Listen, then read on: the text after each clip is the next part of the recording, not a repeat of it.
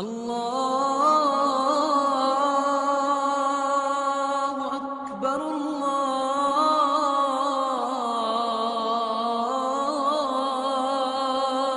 اکبر۔ کربلا سے ایک پیغام ملا، ماں مؤثر ہوگی تو اولاد بھی مؤثر ہوگی۔ اور دوسرا پیغام سنو، حضرت امام حسین رضی اللہ تعالیٰ عنہ وقت آخر پیشانی اللہ کے حضور جھکاتے ہیں اور کیا کہتے ہیں؟ مالک سبحان ربی الاعلیٰ کے نغمے اعلیٰ پہ انہوں نے وقت آخر بھی نماز نہیں چھوڑی۔ معذرت سے کہوں گا بھائی، ناراض نہ ہوئیے گا، مجھے معاف کیجئے گا، محبت عمل کو آسان کرتی ہے۔ حسینیت کے نعرے یہ کھوکھلے نعرے ہیں، انہوں نے تو وقت آخر بھی نماز نہیں چھوڑی تھی، تو کیا ہم نماز پڑھتے ہیں؟ انہوں نے تو کبھی تہجد بھی نہیں چھوڑی تھی۔ کیا یہ سال کی 10 دے کے اور یہ سال کے چند آنسو معیار محبت ہے؟ وہ کیا کسی نے خوب کہا تھا کہ میں مر کے بھی زندہ ہوں، اہل وفا کی محفل میں، میری محفل میں آ، میرا مزار نہ پوچھ۔ وہ کہتا جن راہوں سے ہم گزرے ان راہوں پہ آؤ۔ انہوں نے تو وقت آخر بھی نماز نہیں چھوڑی تھی، اور ہم نے تو کبھی عید کی بھی نماز نہیں پڑھی۔ اگر حسینی ہو تو پھر حسینی کردار بھی اپناؤ۔ قیامت کو اللہ فرمائے گا مجھے سجدہ کرو، اس دن ہر شخص چاہے گا چلو ساری زندگی نہیں مانی اللہ کی، اب بھی سجدہ کر لیتا ہوں، لیکن باوجود چاہنے کے سجدہ نہیں ہوگا، کمرے اکڑ جائیں گی۔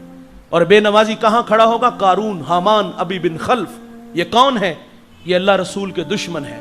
جس صف میں اللہ رسول کے دشمن کھڑے ہوں گے اسی صف کے اندر بے نمازی کھڑا کیا جائے گا۔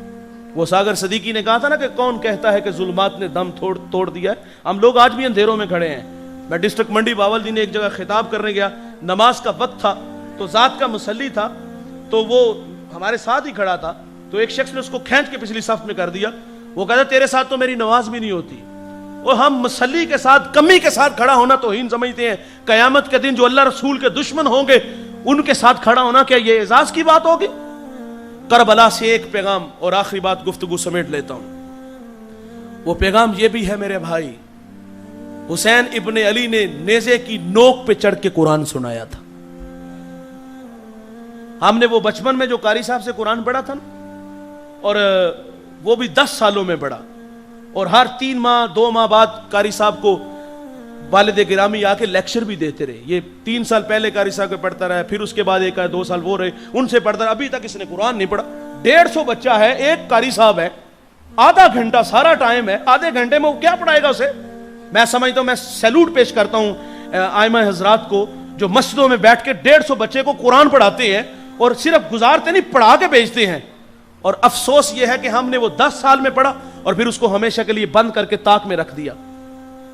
اور ہاں، ہمارا اس کتاب سے رابطہ رہتا ہے کبھی کبھی، ہم نے فیکٹری بنانی ہے، ہم نے کارخانہ چلانا ہے، ہم نے دکان بنانی ہے، تو بطور برکت ہم نے وہاں قرآن پڑھا، خود نہیں پڑھا، وہ بھی کرائے پہ حفاظ کو لا کر وہاں دکان پہ بٹھایا۔